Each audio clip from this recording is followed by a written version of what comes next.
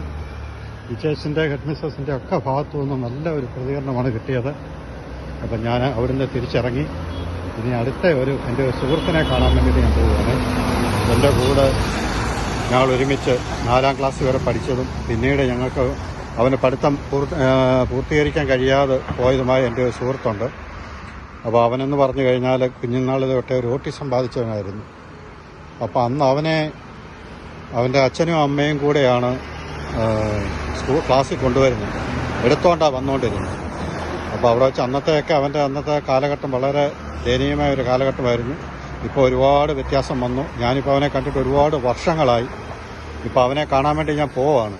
എൻ്റെ മൂത്ത ജ്യേഷ്ഠൻ്റെ അടുത്ത സുഹൃത്തുക്കളാണ് ഇവർ രണ്ടുപേരും. ഇവർക്ക് രണ്ടുപേർക്ക് എന്നെ കണ്ടിട്ട് ഒരു ശകലം പോലും മനസ്സിലായില്ല.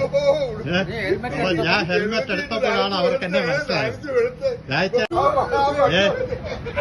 ഞാൻ കാണാൻ വേണ്ടി വന്ന എന്റെ ഞാൻ നിങ്ങളോട് നേരത്തെ പറഞ്ഞില്ലല്ലോ, ഞങ്ങൾ ഒരുമിച്ച് പഠിച്ച എന്റെ ബാല്യകാല സുഹൃത്ത്. ഞാൻ നിങ്ങളോട് പറഞ്ഞില്ലേ എന്റെ സുഹൃത്തിനെ പരിചയപ്പെടുത്താമെന്ന്. ഇതാണ് ഞങ്ങളുടെ ഷാജിമോനെ. ഞാൻ എപ്പോഴും ഇതുവരെയൊക്കെ ഇടയ്ക്കൊക്കെ പോവാമെങ്കിലും എനിക്ക് ഷാജിമോനെ നിങ്ങളെ കാണിക്കാൻ പറ്റിയിരുന്നില്ല, ഞങ്ങൾക്ക് കാണാനും പറ്റിയിരുന്നില്ല. അപ്പൊ ഇന്നിപ്പോ ഞാൻ ഫ്രീ ആയി. അപ്പൊ ഞാൻ അതുകൊണ്ടെന്നാ ഇനി ഇവിടെ കാണിക്കുന്നത്.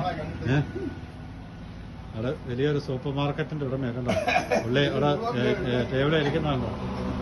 അവനെ സ്കൂളിൽ കൊണ്ടുവന്നുകൊണ്ടിരുന്നു. ഞങ്ങൾ ഒരു ബെഞ്ചിലിരുന്ന് പഠിച്ചത്. ഞങ്ങളുടെ സ്കൂളും ബെഞ്ചും ഒക്കെ നിങ്ങൾ കണ്ടല്ലോ അല്ലേ. അപ്പൊ ആ സുഹൃത്തിനെ കാണാൻ വേണ്ടിയാണ് ഞാനിപ്പോ വന്നു. പിന്നെ എന്തുകൊണ്ട് സായിമാനെ വിശേഷം?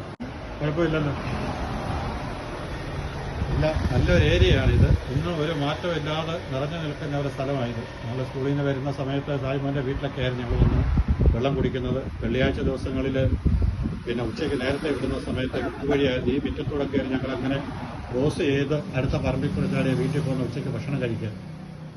അങ്ങനെയൊക്കെയുള്ള വലിയ ഒരുപാട് ഓർമ്മകൾ പങ്കുവെച്ചിരുന്ന സ്ഥലമായി ഇതൊക്കെ. ഞങ്ങൾ ഇപ്പം കണ്ടിട്ടിപ്പോൾ കുറേ വർഷങ്ങളായി. ഞാൻ ഇതുവഴിയൊക്കെ വല്ലപ്പോഴൊക്കെ പോകുമായിരുന്നെങ്കിലും അന്നൊന്നും എനിക്ക് കയറാൻ പറ്റുന്ന സാഹചര്യമല്ലായിരുന്നു. അതുകൊണ്ട് കയറാൻ പറ്റിയിരുന്നില്ല. എന്നാലും ഞാൻ വരുമായിരുന്നു, ഇടയ്ക്കൊക്കെ വരുമായിരുന്നു.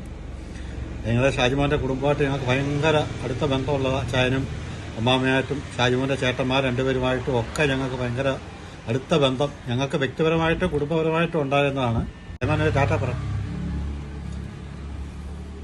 അപ്പോൾ നമുക്കിനി വീണ്ടും കാണാം. ടാറ്റ.